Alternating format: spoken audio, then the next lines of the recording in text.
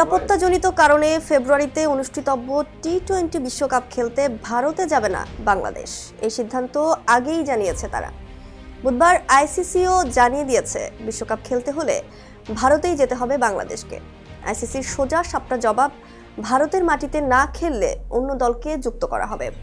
সিদ্ধান্ত পুনর্বিবেচনার জন্য বিসিবিকে একদিন সময় দিয়েছে ক্রিকেটের অভিভাবক সংস্থা।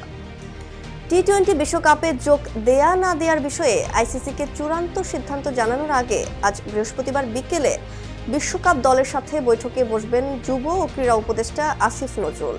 এই গুরুত্বপূর্ণ বৈঠকটি বিকেল ৩টায় শুরুর কথা রয়েছে।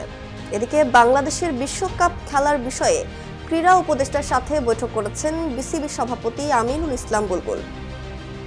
সরকারকে কোনো প্রকার চাপ দিতে চান না।